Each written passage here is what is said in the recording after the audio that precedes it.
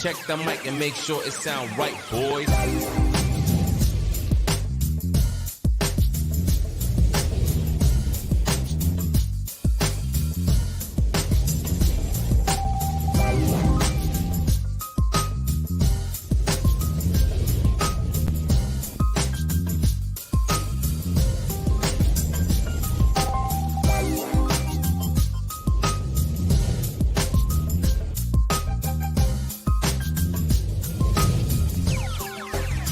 Sound right, boys.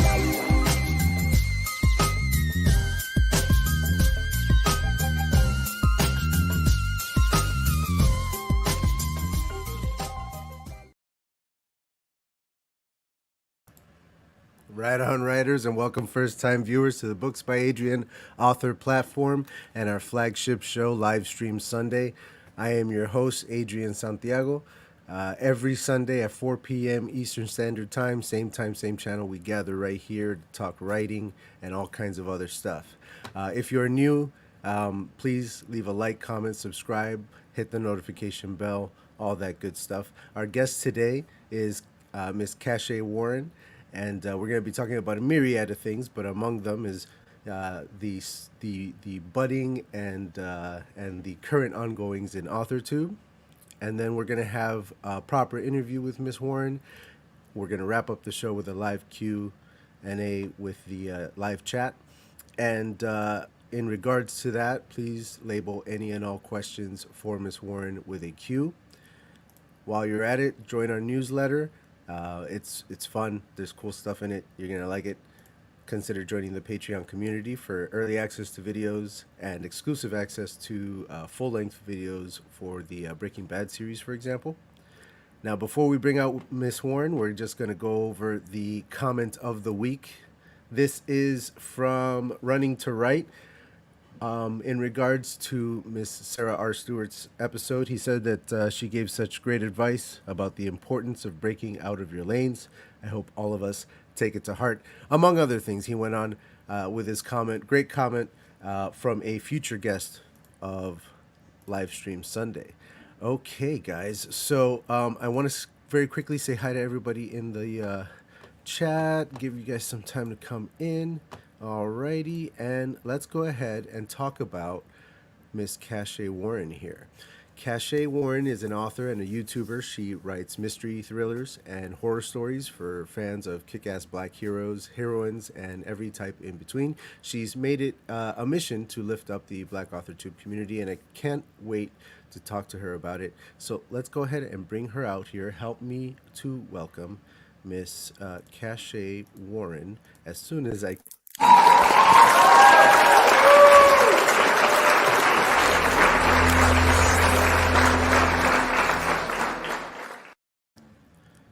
All right. Hi. Hello. And I appreciate your mute work right there. I thought that I had muted you, but it was you. Very professional. Miss Warren, hello. Welcome to the show. Why don't you go ahead and tell the folks at home who you are, where you're from, and what you're currently working on. Okay. Hey, everybody.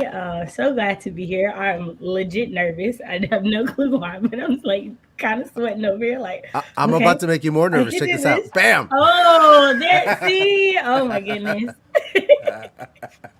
But hey, everybody, I'm Cache. My channel is Shay with the Hobbies. I write short stories, poetry, and the occasional, rarely ever seen, haven't written one in all of 2022 blog post. I live in Oklahoma, born and raised, and currently I have really just been filling my creative well so that I can get into writing like hardcore next month. But I will be working on the Penelope's Curve short story collection, as well as an adult thriller that is tentatively titled Best Served Cold right now. So yes, that's what I'm working on. Right on. Awesome. You're staying busy. You're staying good. Trying to. That's the mark of any professional. You know, how you doing? I'm busy. Always. Right. Always busy. That's how I am. That part. So it's let's go ahead and dive into the topic while we're at it, and then we'll transition into the interview as we go. But okay, we gotta do the thing.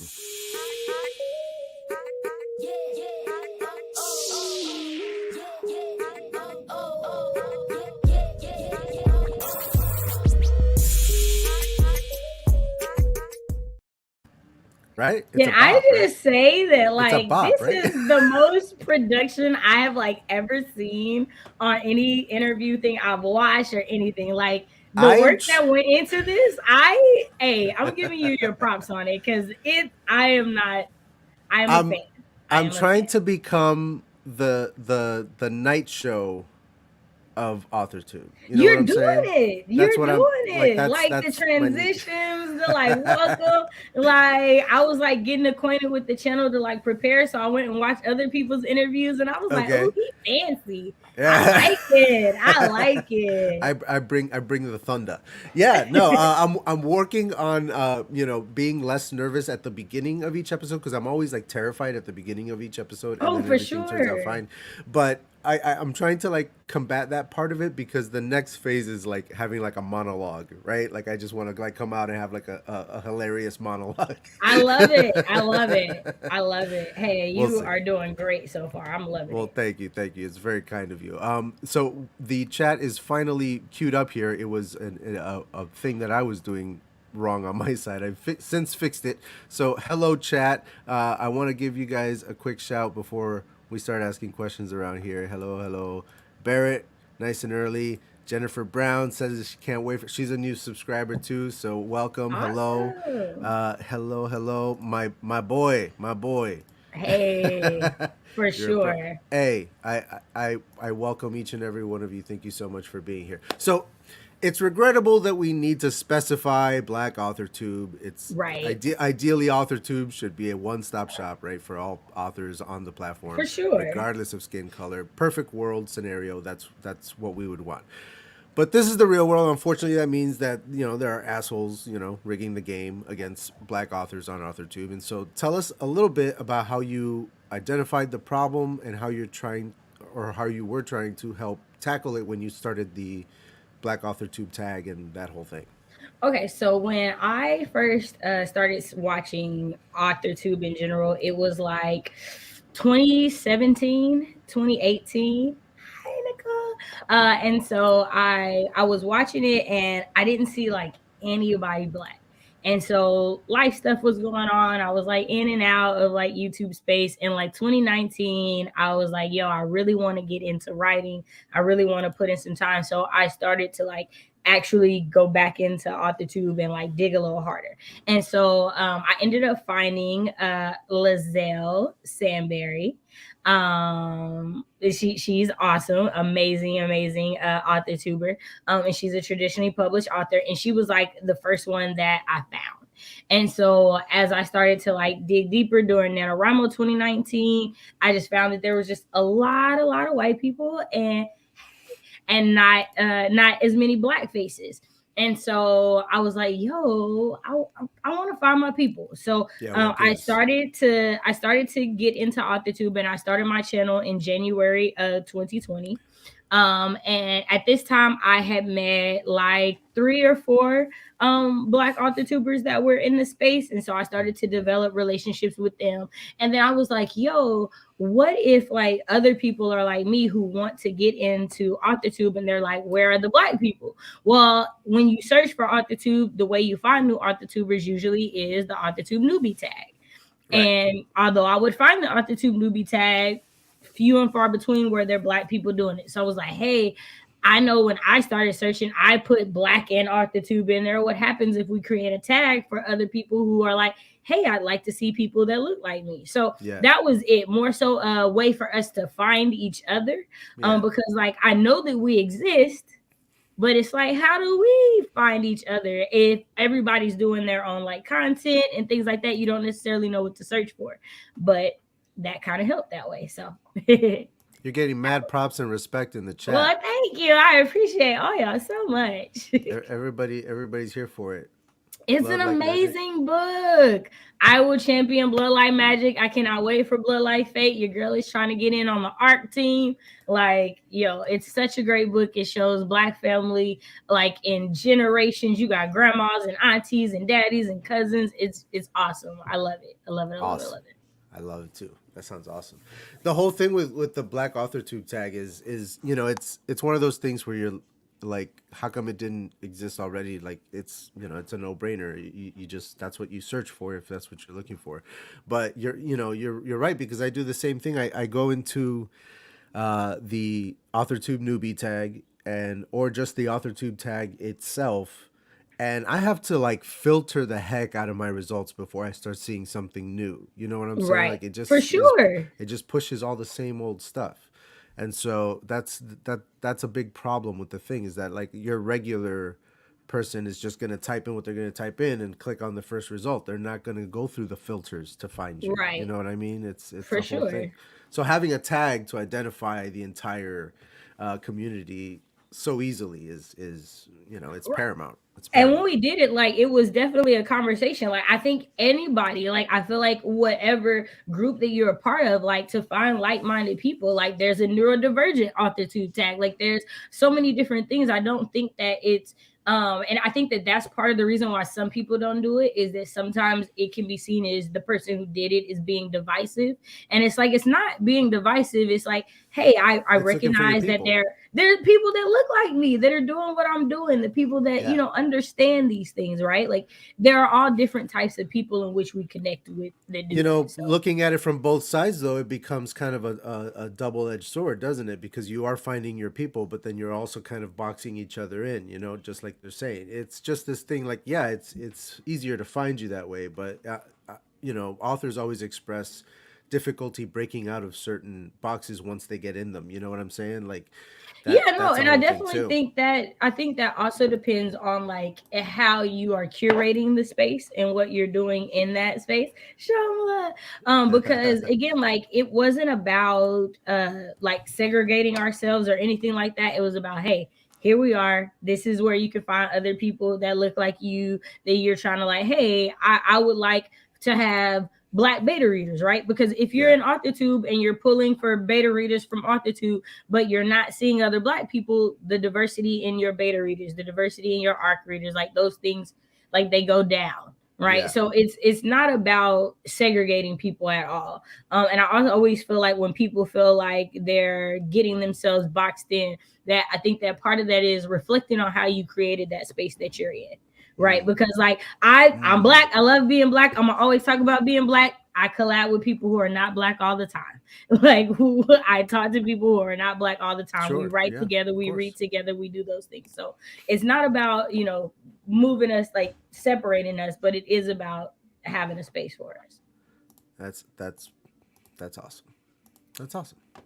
Let's go ahead and dive into the interview itself. And let's see here. Boom.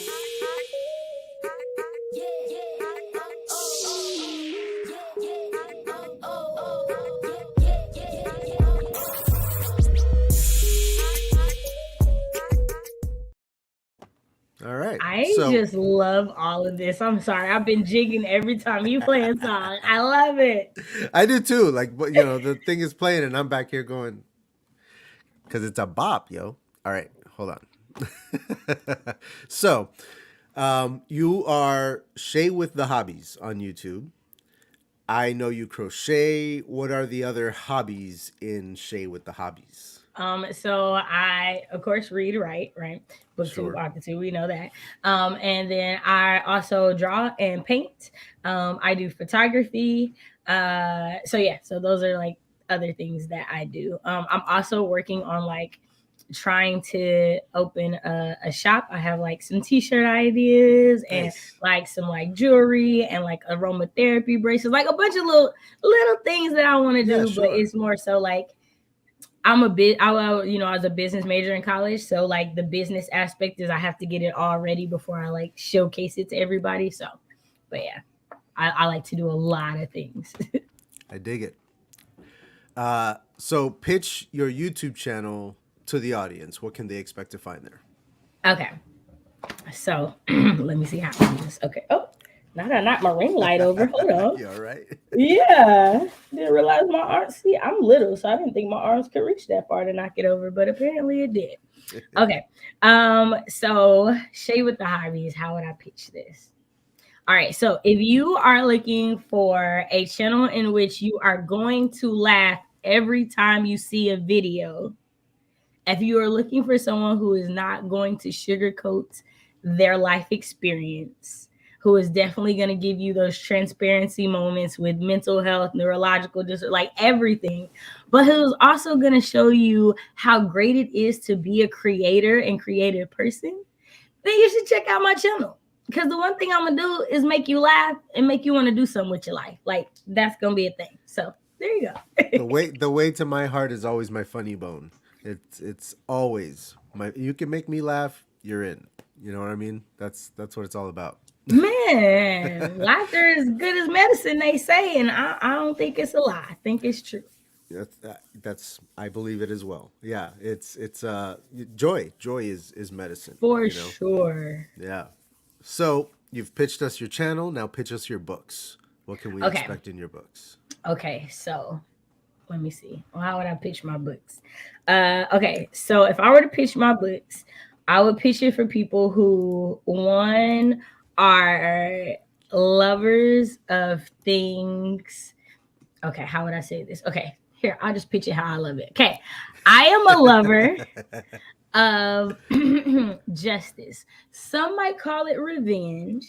Your girl calls it justice. So you are a fan of mystery, thriller, horror that is always gonna have justice at the core, then you're gonna love what I write. And you're always gonna giggle. Like no matter how dark the story is, you're gonna be like, how did she make me laugh? And somebody was literally getting murdered in this scene.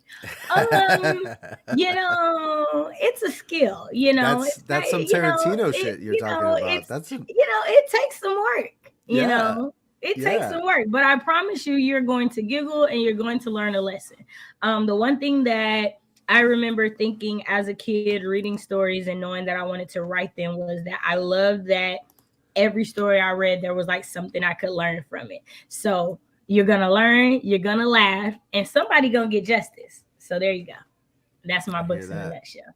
I hear that. All right. So as a writer of mystery, thrillers, horror, what are some of your inspirations from these genres? What do you draw from? It's funny because I literally had like a meeting right before about a collaboration I'm going to be doing about Edgar Allan Poe. So as a young writer, high school student, I fell in love with short stories because of Edgar Allan Poe, and the way that he could tell such like dark things. So definitely an influence. I would be lying if I said that ever since I read N.K. Jemisin, she has not influenced me to want to be the best dang writer I can be. It would be a lie if I said she wasn't. I love how she tells stories, how Black people tell stories. And what I mean is, if you've read the Inheritance trilogy, if you've read the Broken Earth trilogy, you know in each of these, the story is being told to you by someone speaking. It's how we talk when we're telling stories. It's the, wait, hold on, I didn't remember that. Let me get that memory and think about that in a different way type of thing. And I love that.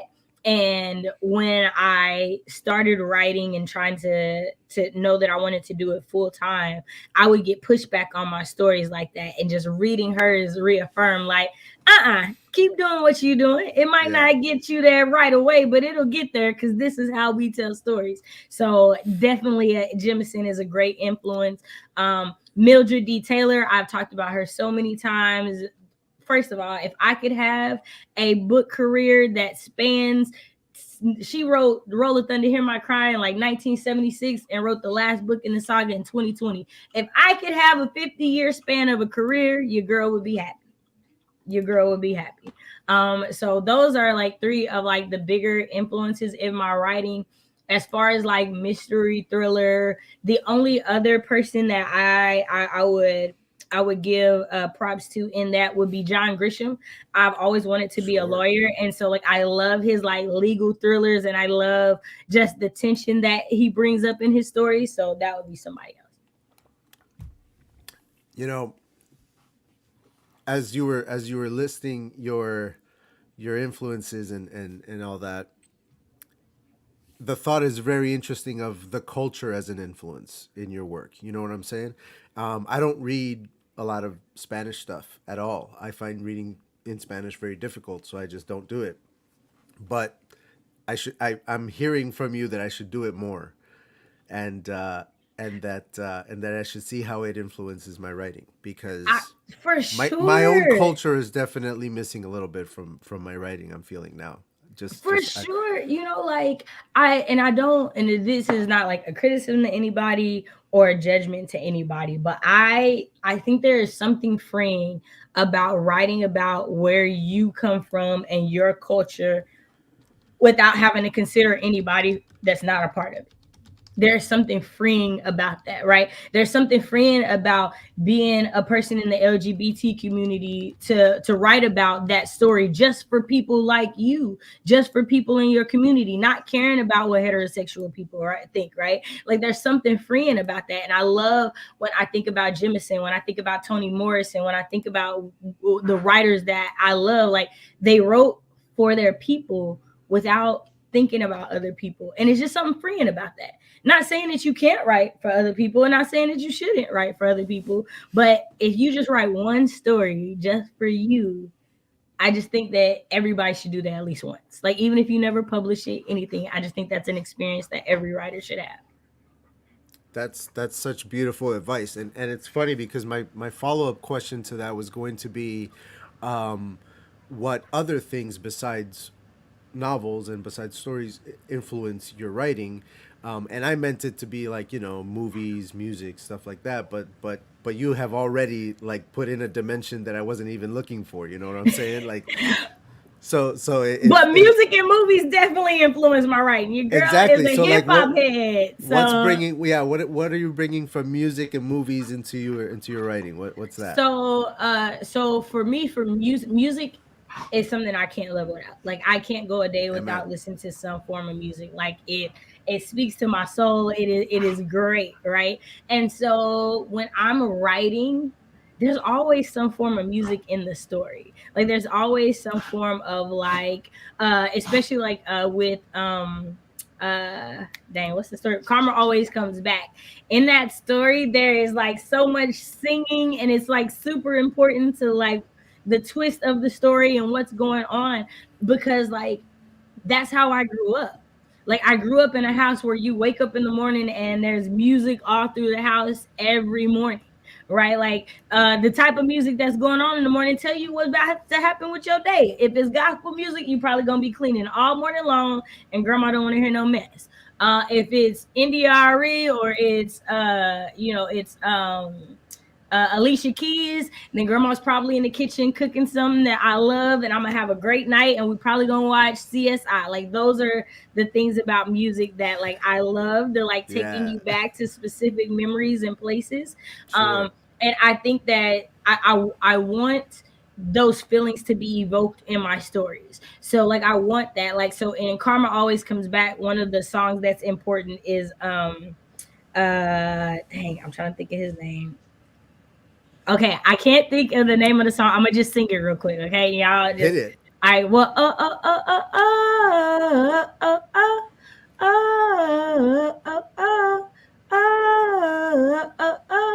oh itty Yeah, bitty yeah, pretty one. Yeah, yeah, so it's a yeah, part in the song, or it's a part in the story. But I love that song, and whenever I hear that song, whenever I can't do anything but feel joy and want to jump up and down and everything. And so like when I put that in that story, I wanted it one to be one that like completely surprised you because it comes out of nowhere and you don't hear how it comes. But then in the moment you feel the like intensity of that song coming from the characters. So yeah, I don't know. I'm sorry. I feel like I'm rambling, but music No, is no, not at all. That's what you're here to do. You're here to ramble on. Um, so in just as in an effort to dive into yet another dimension of yourself, you're well versed in coding and IT, and so yeah. now I'm wondering, how does that background like play into things in your Okay. writing? So again, creator by nature, right? So Yeah, for me, coding is just another form of creation, right? So when I get to develop an app or a website, like I'm creating something from scratch and I'm giving you this feeling, this experience when you're in it. So it's the same thing for me. It's also like the conundrum that is like my entire life, because when you think of so when I think of it, I don't think of that. I think of what is his name, and the teenagers, golly, Frankie Lyman. I've never heard Thurston, but Frankie Lyman and the teenagers is who it is. And I was like, I can't think of his name, but I got it. I know it was gonna come to me. But when it comes to sorry, I lost my train of thought real quick. You're good. You're good. You were on IT. The IT, right? Okay. Yeah. So when it comes to that, it's interesting because like I'm a super creative person, but IT is so math, science, analytical, and so it would always be hard for me at work because like I would have people at my job who would be like, but you're so creative, like how could you like this, or how could you be good at this? And it's like, I mean, you don't see this degree, you don't see this resume and how I got this, like I just do. It just is a thing. So I remember being in the corporate world and feeling like the corporate world was making me have to choose between both of these spaces, and not understanding that. To me, I feel like the truth is art and science go hand in hand. That's why for most colleges they're in the same place. So they're the same thing. There's an art and a science to most everything, in my opinion. So I wanted to take a brief moment to say to the chat, we got a few questions in a row. I'm not ignoring you. I'm starring each and every one of them and setting them aside for later. There's a whole section for you guys coming up, so keep those questions coming. I'm not ignoring you. I see every single one of them, and we're gonna get to them. And they're good. They're good questions. These people brought it today, so I'm excited about it. So man, that's bananas. Okay, so it's just interesting to me how all aspects of ourself kind of come together in all the things that we do, whether it's your writing or your coding or any of that stuff. The way that you think about coding as another form of creation, I think of it the same way. I took one semester of coding in high school, and we like created a little game. Like the snake game, for example. Nice. Stuff like just so stuff like that. And so I after that got hooked on HTML and creating, because it was so similar in concept to me that I was able to like transfer over what I knew. And so I started making websites like in high school.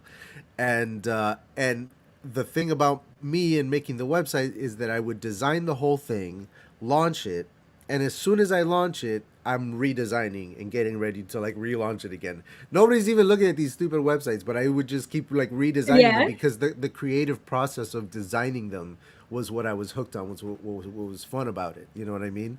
Yeah, And, no, it was I'm all right there storytelling. with you. I'm right there with you. The part that has been hardest for me is like I've been working for years on trying to design an app, and remembering that apps are done by multiples of people. Because like you have the UI UX person who designs it, but they're not the same person that codes it, who's not the same person that does the back. So like, yeah, I'm right there with you. I totally get it. This is my producer, and he's a code head as well. So I love it. I love he's it. your people. He's your people. I love it. Yeah, I do what I do when I do what I do. Right. So so tell us about the Inheritance trilogy read along.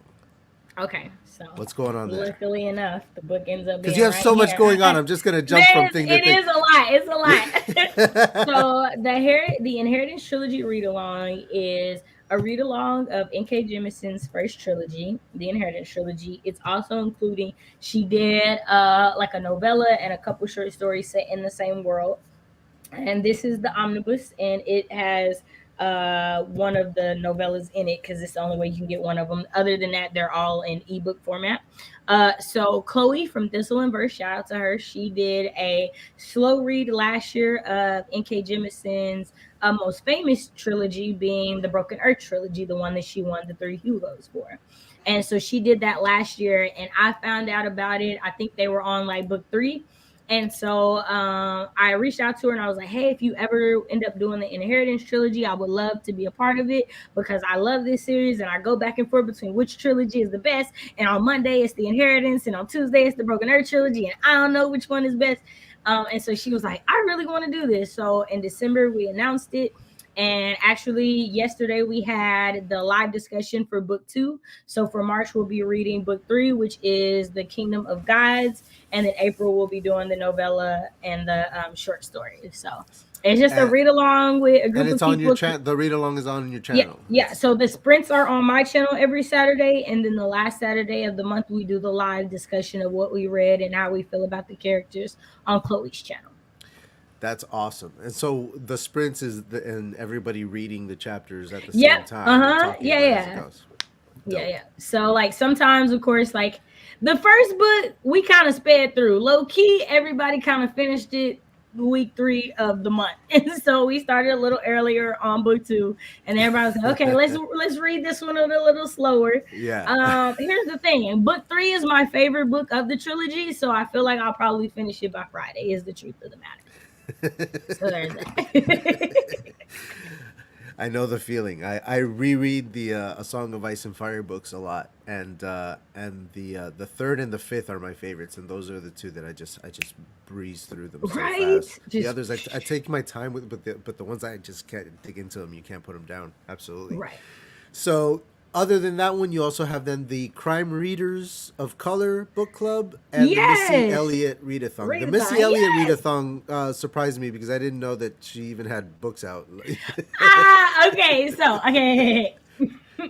This goes back to me being a hip hop head, and so there was like a live sometime last year, and we were talking about Missy Elliott and how like we think she should get her flowers, and how we low-key don't like that Gen Z acts like she just came out of nowhere when Katy Perry brought her on for the halftime show.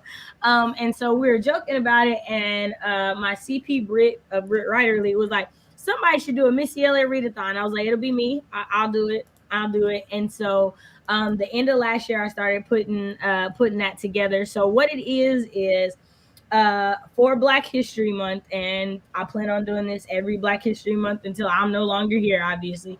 We'll be reading books by Black authors, but they will coincide with different Missy Elliott songs, like in ways to, one, highlight her music, because there are some new things she's put out in the last 5-10 years, but most of her stuff is like 90s, early 2000s. So one, getting this newer generation to one, pay homage, gotta show support and love to where, remember where you came from. Missy Elliott paved the way. We have to acknowledge that, and so doing that, but also making sure that we're reading backlist of authors. For some reason you're talking, but I can't hear you. Oh no, I'm sorry. I'm glad that you couldn't. I didn't want to interrupt you. I was just saying that Missy Elliott, her music is still, like, all of it is still just jams, man. Like, right. None of it ages. None of it gets old. Like, all of it still rocks. All of it is still good. So that was the thing. We wanted to make sure that we're highlighting that. And so we haven't announced it yet, but there will be a second hip hop readathon later this year. And so it'll be another artist we're loving to, give flowers to, respect the artistry that they have done to the game. So I understand you also do photography. Yes. Tell us about that. So my freshman year in college, there was a football player who became like a big brother to me, and he saw like my little old camera photography work like back then, and was like, sis, like, I think you could really do this. So he got me into shooting different stuff for him, because he was trying to model and do music videos for him.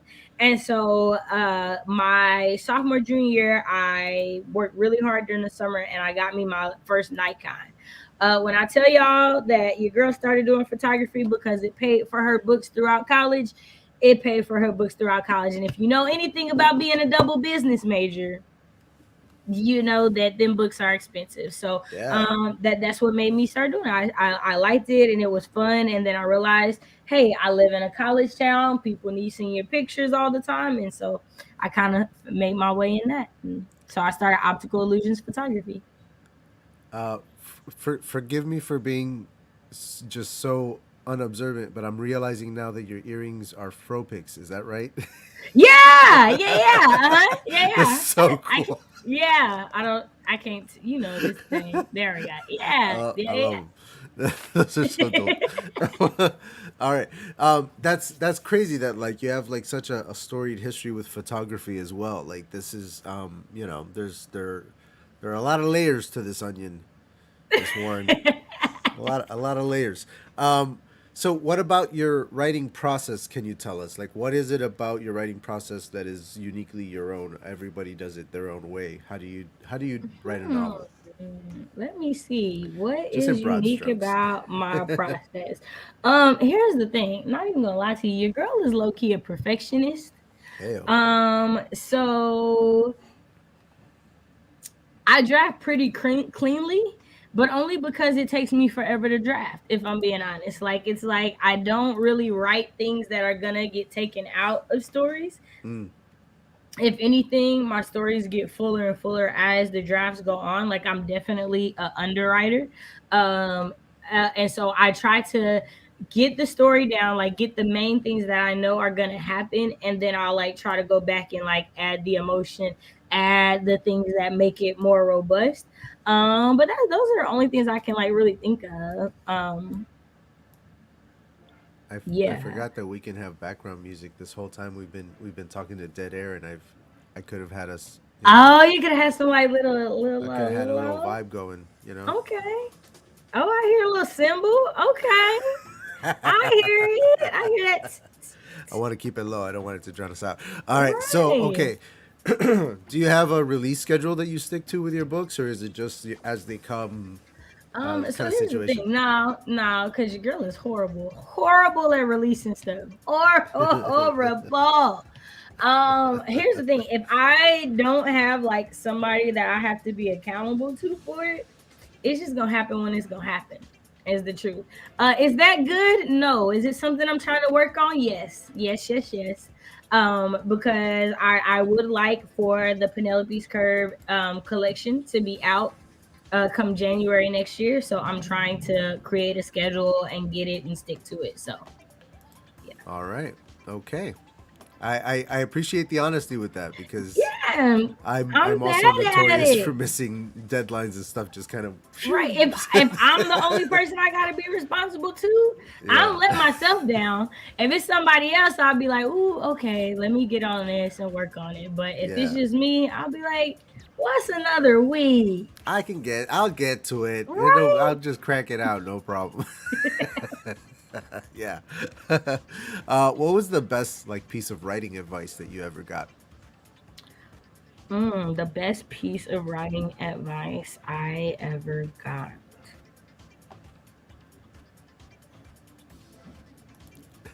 I feel like it was from my Excuse me. background music is the sound of those lines losing fat. You're not wrong.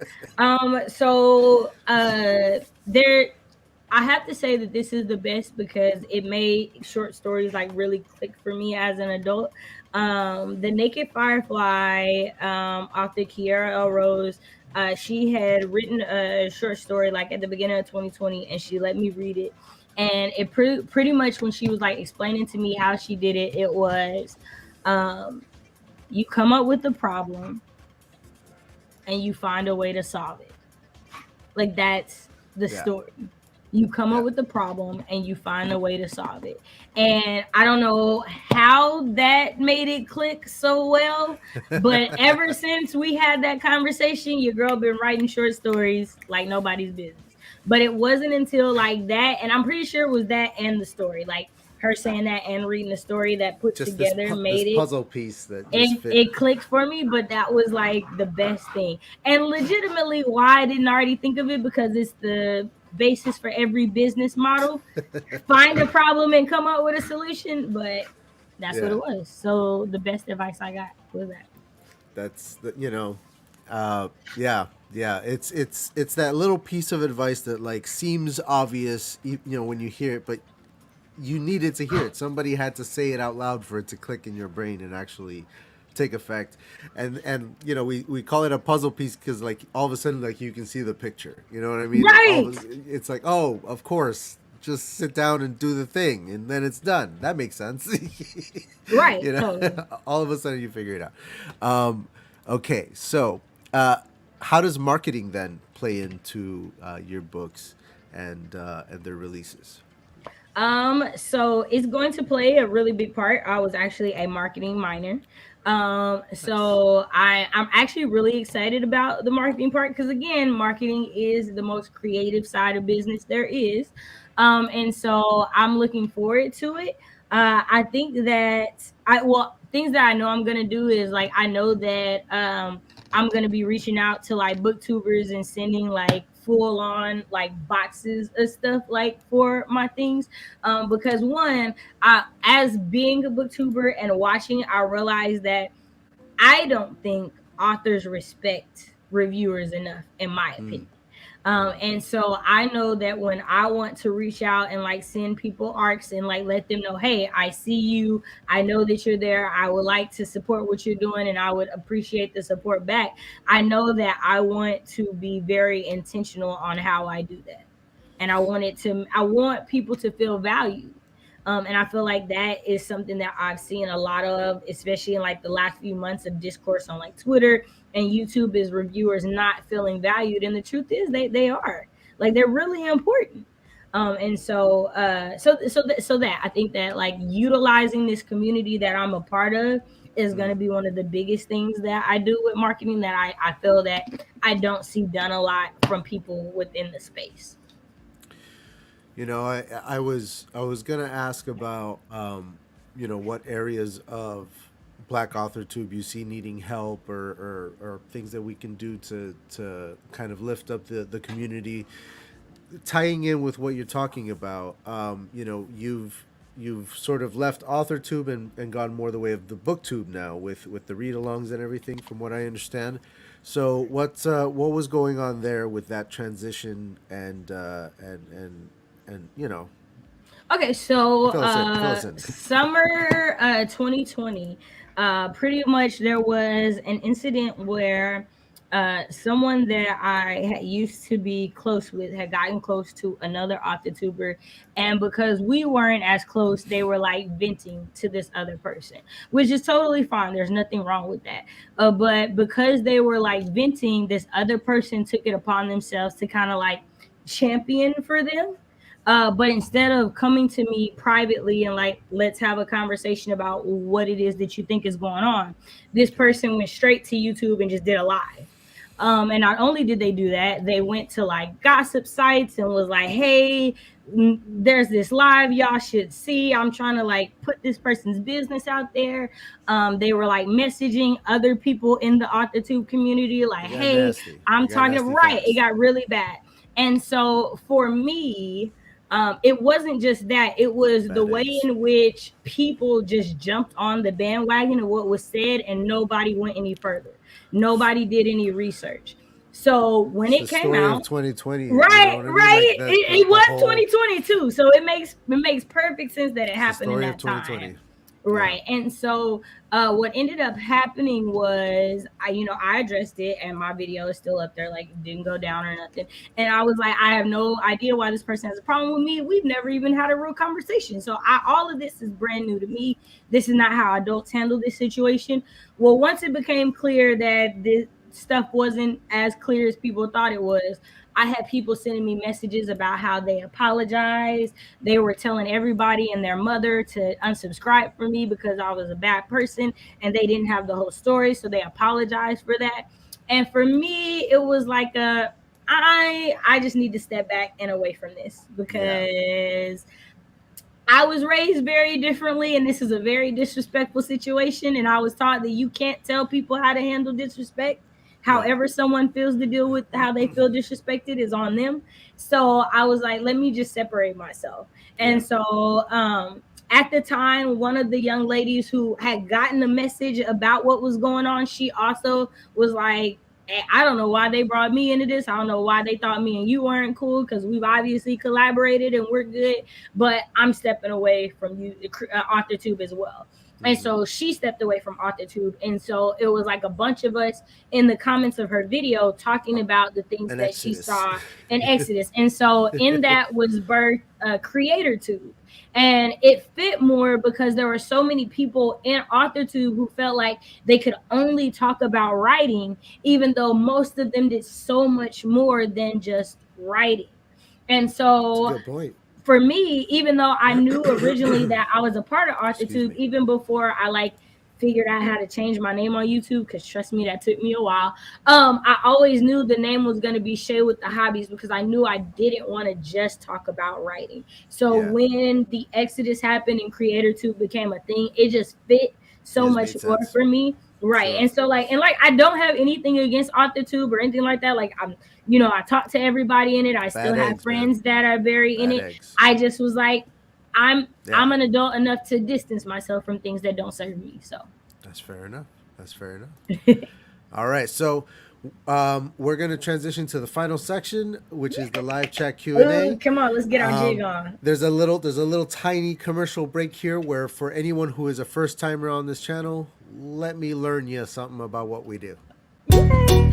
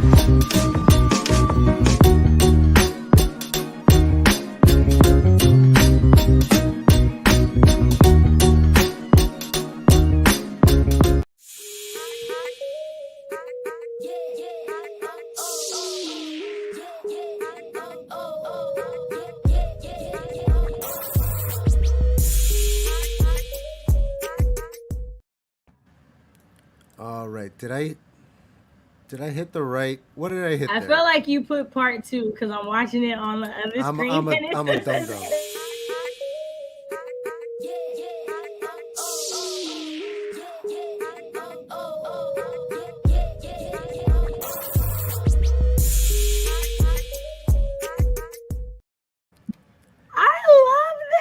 I'm sorry. I'm gonna say that every time we come back because it's so awesome. It was all going so well, and then I goofed it. You threw me off my game with the the private chat. That's what happened. I'm sorry. I'm sorry. You were just being nice, and I was like, oh, and then I was like, press the button.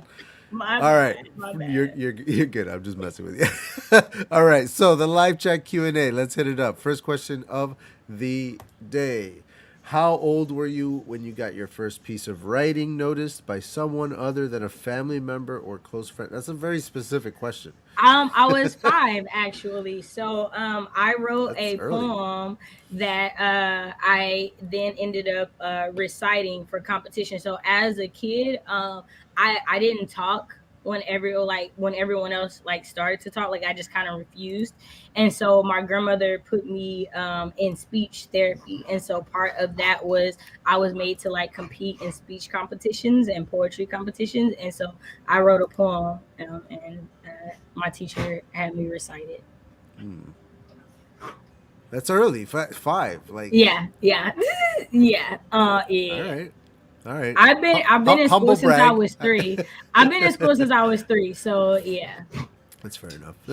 What genre might you write in that will surprise your readers? Okay, so Quiet as It's Kept, it surprised me because there's a video where I said I would never write historical fiction, and your girl been thinking about a historical fiction. Now, mind you, it's more like the 70s, 80s historical fiction. So it's not in what I thought, right? In my head, when I was thinking it, I was like, I ain't never writing a slave story. I ain't never writing a World War II story.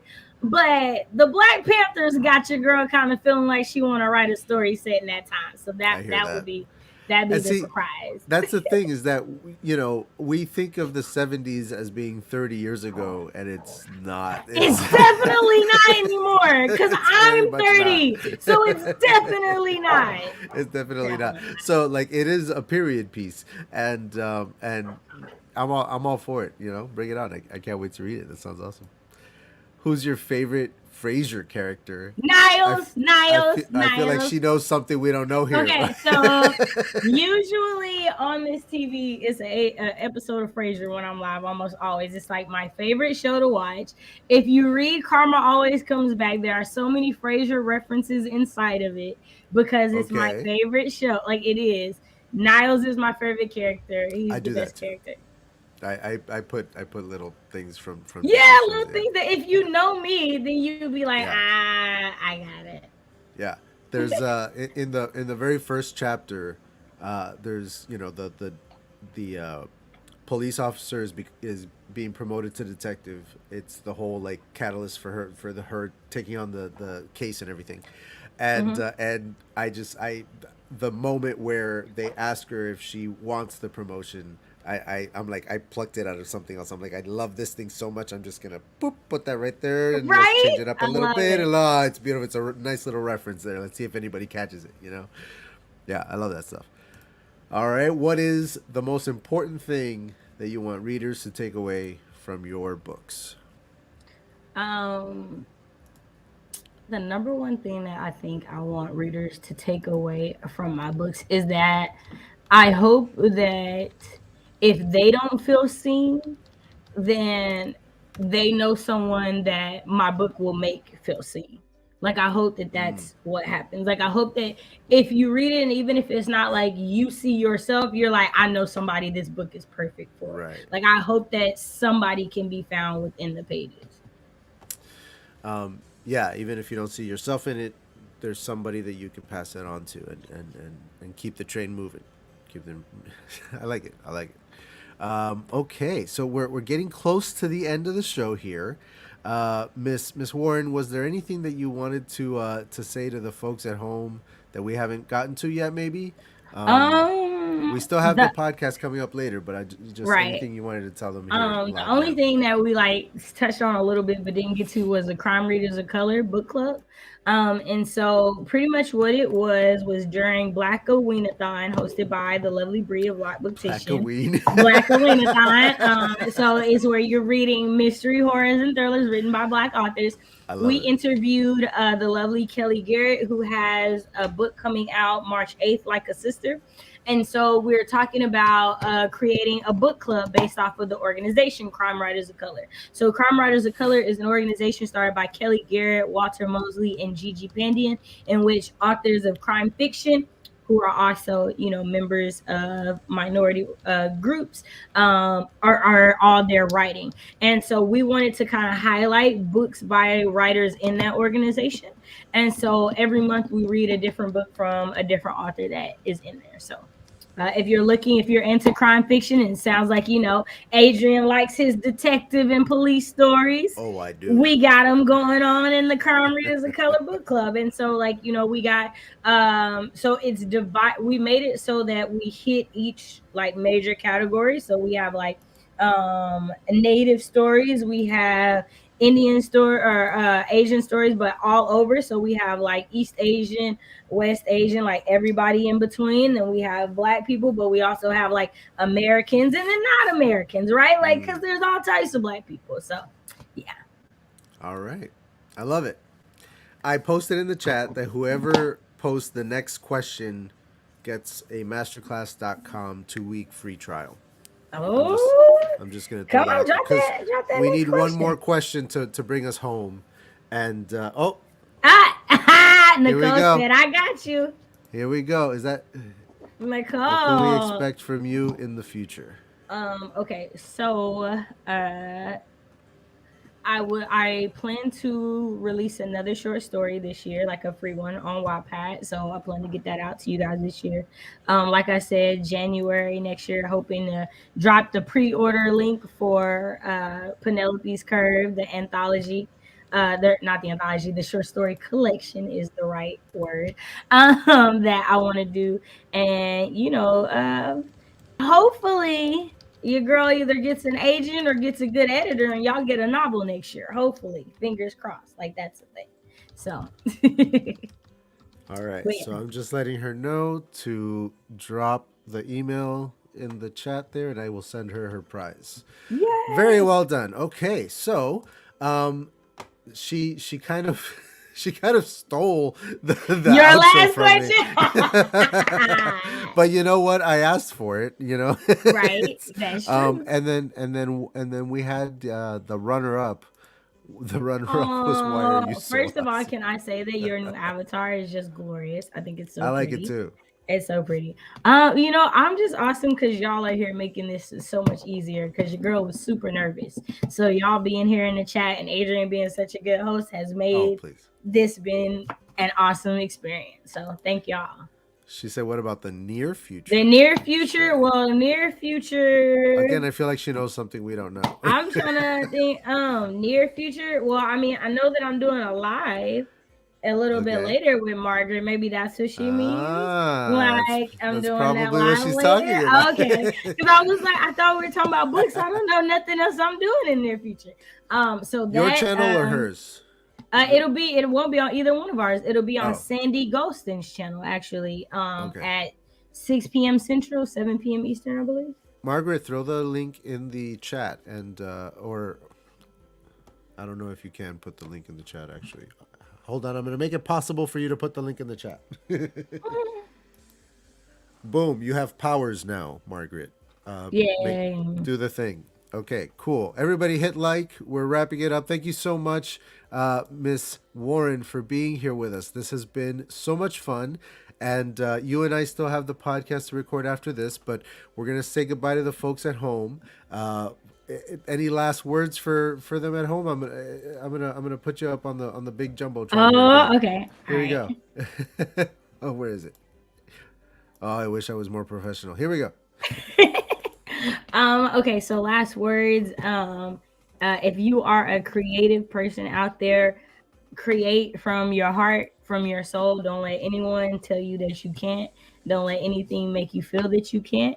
And take good care of yourself and your mental health because as creatives, we're definitely more susceptible to negative energy. So definitely protect your space and your energy. That's all I got. Beautifully said. Beautifully said. For everybody at home, thank you for being here. If this was your first time, if you came just to see Miss Warren, thank you so much for coming. I hope that you liked it, and if you did, please hit the subscribe button because I do this every Sunday with a different creator. Sometimes it's an author, sometimes it's an artist, sometimes it's a musician. You know, you never know what to expect, except that you do because it's all on a playlist, and you can see exactly what's coming up. Next week, we're going to be talking to Moshe Mikanowski, who is going to talk to us about crafting your book as a product, you know, like salesman style, you know what I mean? So that's going to be a really interesting conversation. I also do Breaking Bad commentary videos, and the podcast, especially the one with Miss Warren here, is going to be on Thursday on this same channel. The video version will be here, audio only versions on Apple Podcasts, Spotify, wherever you want to find me, I'm there. I am I'm ubiquitous. All right, here we go. Thank you very much, everybody, for being here. Miss Warren, thank you again. And right on, writers. We out.